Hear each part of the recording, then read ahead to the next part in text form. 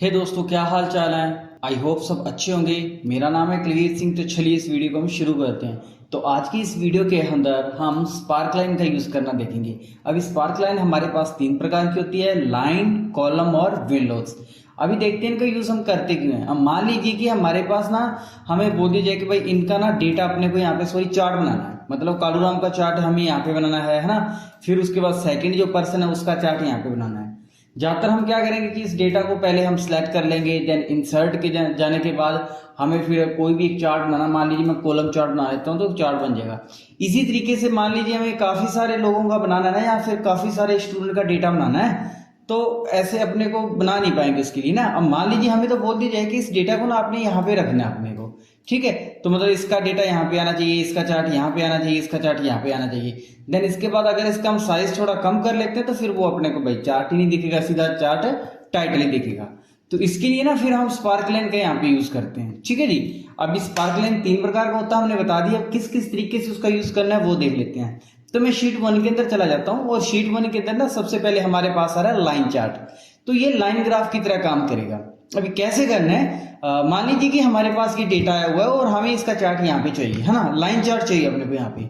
तो फिर मैं इंसर्ट टैब पे क्लिक करूंगा और स्पार्कलाइन के बाद यहाँ पे हमने लाइन पे क्लिक कर देना है। सबसे पहले आप देख लेना कि आपको लाइन चार्ट चाहिए कहाँ पे, उसको वो वाला सेल एड्रेस है ना आपने पहले सिलेक्ट कर लेना, ठीक है जी। मेरे को ये चाहिए तो मैंने इस पे क्लिक कर दिया। देन उसके बाद मैं लाइन पे क्लिक कर देता हूँ। अब पूछ रहा है कि डाटा रेंज, जो चार्ट है वो कहां से लेके कहां तक का चाहिए। तो मैं इस डेटा को यहाँ पे सिलेक्ट कर लेता हूँ कि भाई हमें यहां से लेके यहां तक का चार्ट चाहिए। देन उसके बाद मैं ओके कर देता हूँ। तो देखिए वो चार्ट बन जाएगा। अब मान लीजिए कि अपने को सेकंड वाले पर्सन का चाहिए, तो फिर मैं वापिस इंसर्ट के अंदर चला जाऊंगा, लाइन के अंदर चला जाऊंगा और इसको यहाँ पे मैं सिलेक्ट कर लेता हूँ। देन ओके कर लेता हूँ। इसी तरीके से बन जाएगा।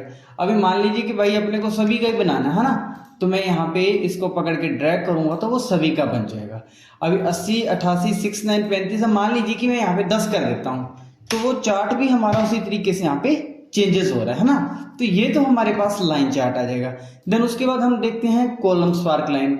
अब लाइन के अंदर तो वो थोड़ा ग्राफ की तरह दिखा देगा एंड कॉलम चार्ट के अंदर वो कॉलम से दिखा देगा। सेम वही कि भाई अपने को कैसे देखना है। तो मैं वापिस से क्लिक करता हूँ और यहाँ पे मैं कॉलम के अंदर चला जाता हूँ और डेटा रेंज के अंदर मैं डेटा वाली रेंज को सिलेक्ट कर लेता हूँ। देन ओके कर देना है और पकड़ के मैं ड्रैग करूंगा तो वो उसी तरीके से यहाँ पे अपने को दिखा देगा यहाँ पे, ठीक है। तो ये हमारे पास हो जाएगा। बट इसके अंदर ना अभी काफी सारे ऑप्शन है, जैसे कि हाईलाइट पॉइंट दिया है, फर्स्ट पॉइंट दिया हुआ है। तो जैसे आप इस पे टिक करोगे तो वो बता देगा कि अब लो पॉइंट को अपने हाईलाइट करना चाहते हैं तो वो हाईलाइट हो जाएगा ना, लास्ट पॉइंट को करना है वो चीज हो जाएगा, है ना। तो अलग अलग यहाँ पे पॉइंट दिए हुए हैं अपने को। देन अलग अलग यहाँ पे स्टाइल दिए हुए हैं, तो उनका यूज आपने करके देख सकते हो। देन इसके बाद हमारे पास थर्ड आ रहा है विंडोज। अभी विंडोज का क्या यूज होता है, सबसे पहले हम इसका यूज सीधा ही करके देख लेते हैं, है ना। तो मैं पहले यहाँ पे क्लिक किया, देन विंडोज के अंदर गया और मैं यहाँ से पकड़ के इसको ड्रैग करके सिलेक्ट किया, देन ओके कर दिया। और भाई ये तो वही सेम आ रहा है ना, कुछ इसमें चेंजेस ही नहीं हो रहा। देन उसके बाद मैं पकड़ के वापिस से ड्रैग कर लेता हूँ तो वो कुछ भी भाई नहीं हो रहा। अब देखिए यहाँ पे मैं अगर 10 कर देता हूँ, ठीक है, और इसका मैं यहाँ पे 100 कर देता हूँ यहाँ पे, तो भाई यहाँ पे कुछ नहीं आ रहा है। अब क्यों नहीं आ रहा है उसका यूज हम देखते हैं, क्योंकि विंडोज के अंदर क्या होता है कि वो नेगेटिव वैल्यू को अपने को शो करेगा।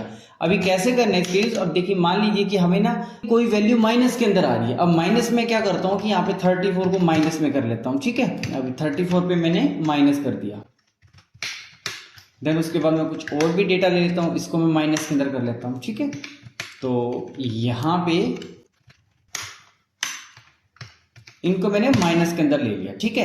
अभी हम देखते हैं यहाँ पे विन लॉस का यूज हो जाएगा, क्योंकि यहाँ पे तो देखिए अभी लॉस हो रहा है ना, तो वो थोड़ा नीचे की तरफ अपने को शो कर देगा। अभी कैसे करेगा, इंसर्ट के अंदर चले जाना आपने, विन लॉस के अंदर चले जाना है, डेटा रेंज के अंदर आपने इस डेटा को सिलेक्ट कर देना है, देन ओके कर देना है। फिलहाल कुछ नहीं हो रहा। अब मैं पकड़ के यहाँ पे ड्रैग कर देता हूँ तो वो देखिए यहाँ पे लॉस आ रहा है, वो इस तरीके से दिखा देगा। अब लॉस को अपने को यहाँ पे स्पार्कलाइन सेटिंग के अंदर चले जाना है। सबसे पहले तो जो भी जिस कलर के अंदर स्पार्कलाइन देना चाहते हैं अपने वो दे लेंगे। देन यहाँ पे क्लिक करता है नेगेटिव पॉइंट, जो नेगेटिव के अंदर वैल्यू सॉरी हमारे पास नंबर आ रहे हैं ना, उसको किस तरीके से दिखाना है। मान लीजिए कि मैं ये कर लेता हूँ कि भाई वो इस तरीके से, तो इस तरीके से यहाँ पे दिखा देगा, ठीक है। तो आई होप ये वीडियो आपको अच्छी लगी होगी और इस वीडियो के अंदर आपको कुछ सीखने को मिला होगा। तो मिलते हैं अपने नई वीडियो के अंदर।